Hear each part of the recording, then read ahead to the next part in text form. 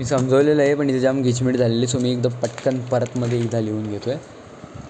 Iteration number basic variable coefficient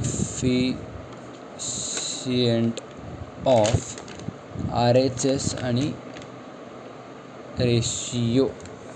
ठीक आहे. Iteration नंबरमध्ये येईल 0, इथे येईल Z. आता आपण Z का लिहितो आहे, आपल्याला ना एक इक्वेशन मिळालं, तर मी इथली इक्वेशन वाचतो. ठीक आहे. आपल्याला ना मगाशी इक्वेशन मिळालेली, इक्वेशन काय मिळालेली होती आपल्याला, ती रिक्वायर्ड फॉर्ममधली इक्वेशन काय होती, Z1 + X1 2 - 2m + X2 3 - 3m + MS1 + MS2 + 0a1 नाही मायनस ते काही लिही, 0च्या आधी तू मायनस लिही, प्लस लिही, काही लिही, पण अख्ख्या सममध्ये तू मागे जे लिहिलं आहे तेच लिहिलं पाहिजे. तर मागे मी काय लिहिलं आहे, प्लस लिहिलं आहे, म्हणून मी इथे आता प्लसच लिहिणार. प्लस 0a2 आणि काय उरलं = -11m.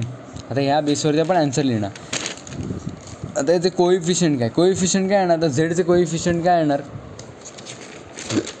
इथे जायचं या स्टेपला, मिनिमाइजवाला जे केलं तो कोइफिशियंट काय आहेत, पहिलं कोइफिशियंट, दुसरा कोइफिशियंट, तिसरा कोइफिशियंट, चौथा कोइफिशियंट, पाचवा कोइफिशियंट आणि 6वा कोइफिशियंट. 6 कोइफिशियंट आहेत काय आहेत, X1 X2 S1 S2 A1 A2. मग त्यांना आता लिहून टाकायचं.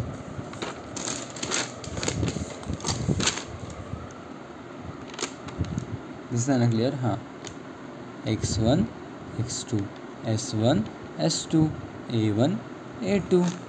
बस दॅट्स इट, एवढंच लिहायचं आहे. हे बघ.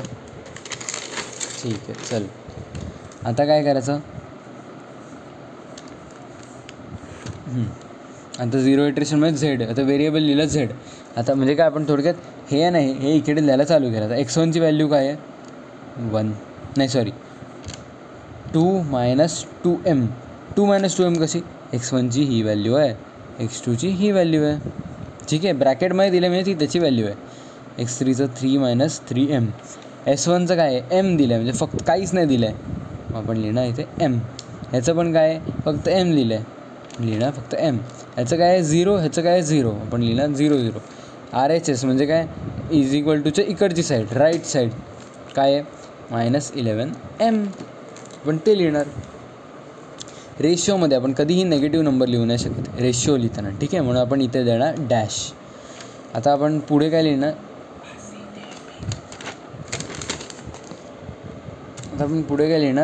A1 A2. आता A1 A2 कसे मिळणार आपल्याला, आपण ना मागे 2 इक्वेशन लिहिलेले होते, कुठे, इथे सब 2 वाले. ते मी इक्वेशन एकदा इथे साईडला लिहून दाखवतो तुला, ते बघून लिहितो. ठीक आहे. X1 + X2 - S1 + 0S2 + A1 + 0A2 = 5. अजून काय होतं, X1 + 2X2 + OS1 - S2 + 0A1 + A2 = 6. आपल्याकडे इक्वेशन आलेलं, तर त्या इक्वेशनवरनं आपण X1 X2 ह्याची व्हॅल्यू काढणार. काही नाही दिलं म्हणजे काय येणार 1, काही नाही दिलं म्हणजे काय येणार 1, काही नाही दिलं पण सिम्बॉल मायनस आहे म्हणजे -1, 0 दिलं आहे म्हणजे 0, काही नाही दिलं आहे 1, 0 दिलं आहे 0, 5 दिलं आहे 5. सेम इकडे आता हीच व्हॅल्यू इकडे पुट करायचे. X1च्या जागी 1, नंतर X2च्या जागी 1, S1च्या इथे -1, S2च्या इथे 0, दोन्हीच्या इथे 1 0 आणि RHS म्हणजे = नंतरच्या इथे 5. आता A2मध्ये काय, X1च्या इथे 1, X2च्या इथे 2, S1च्या इथे 0, S2च्या इथे -1, A1च्या इथे 0 आणि A2च्या इथे 1, 0 आणि 1 आणि RHSला 6. समझा इधर तक आपको.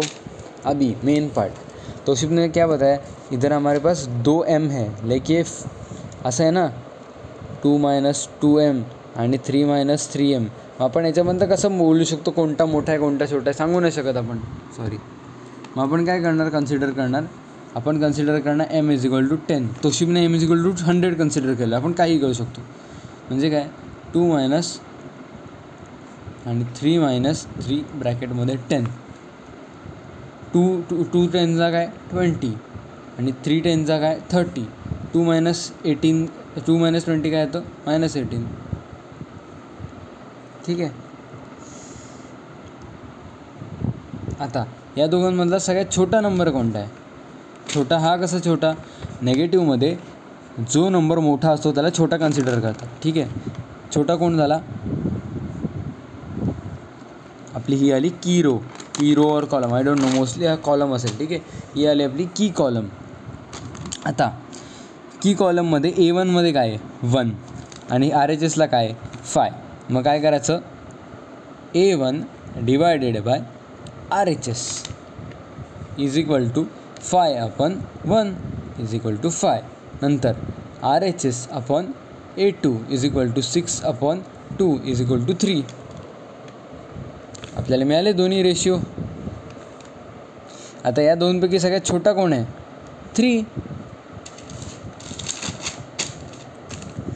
आपण याला सिलेक्ट करणार आणि या दोन्हीमध्ये कॉलम कॉमन कोणता आहे?